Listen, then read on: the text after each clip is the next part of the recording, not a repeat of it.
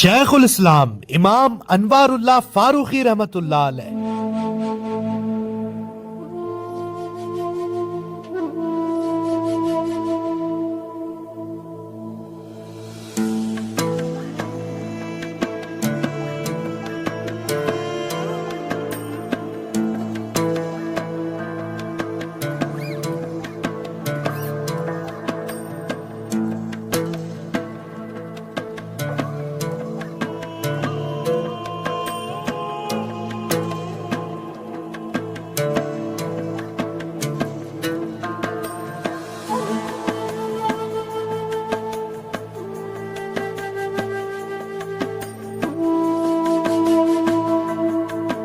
وہ ہستی جو 7 سال کی عمر میں قرآن حفظ کر چکی تھی، وہ ہستی جسے مدینہ منورہ میں رسول اللہ صلی اللہ علیہ وسلم نے 3 مرتبہ خواب میں حیدرآباد جانے اور وہاں علم دین سکھانے کا حکم دیا، شیخ الاسلام حضرت مولانا حافظ امام محمد انوار اللہ فاروقی فضیلت جنگ رحمت اللہ علیہ، فاؤنڈر آف جامعہ نظامیہ۔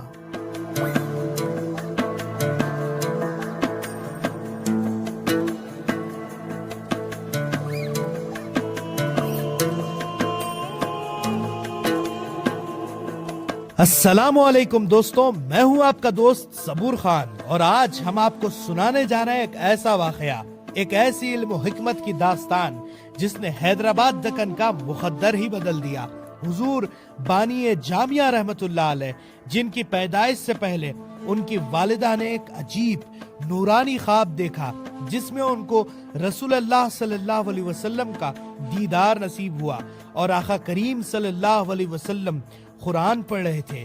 یہ خواب ایک اشارہ تھا کہ اس گھر میں آنے والا بچہ قرآن کا حافظ، علم کا سردار اور دین کا مجدد ہوگا۔ اور پھر ربیع الثانی کی مبارک رات ناندیڑ کی سرزمین پر حضرت امام انوار اللہ فاروقی رحمت اللہ علیہ کی ولادت ہوئی۔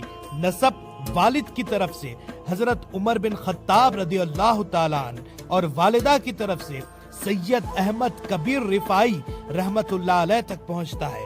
آپ نے صرف 4 سال کی عمر میں حفظ شروع کیا، 7 سال کی عمر میں حفظ قرآن مکمل کیا۔ حضرت کسی ایک فن میں نہیں، ہر فن میں ماہر تھے۔ قرآن، حدیث، فقہ، تصوف، ہر چیز میں ان کی پکڑ اتنی مضبوط تھی کہ انہیں جامع الکمالات کہا جاتا ہے۔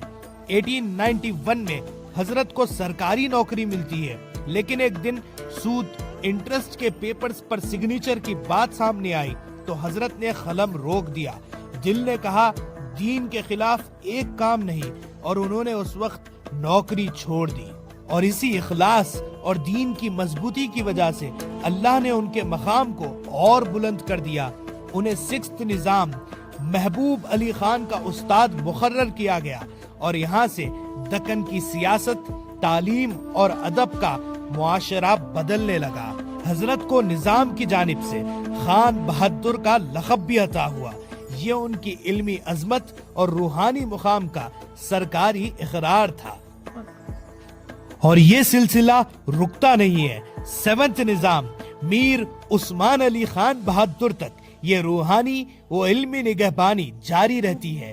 تاریخ گواہ ہے کہ میر عثمان علی خان کی شخصیت پر حضرت کی صحبت کا گہرا اثر تھا۔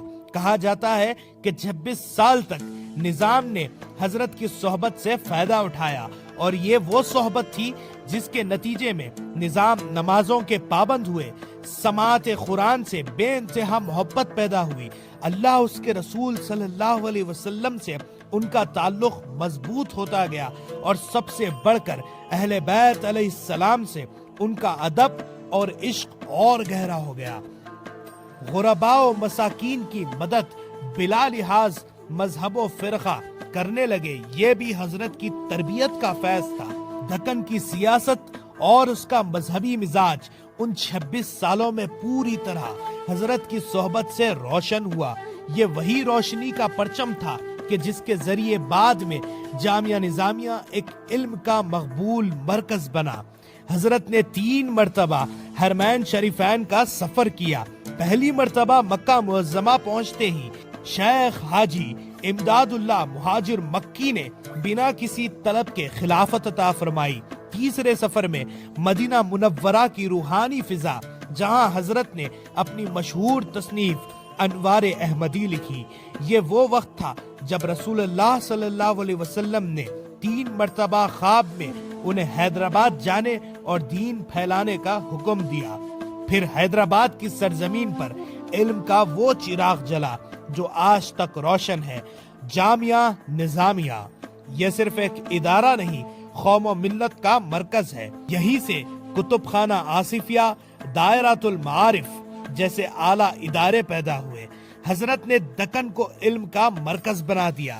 29 जमादियुल अव्वल 1336 हिजरी दक्कन का रोशन सितारा डूब गया, लेकिन उनका इल्म आज भी दुनिया भर को रोशन कर रहा है।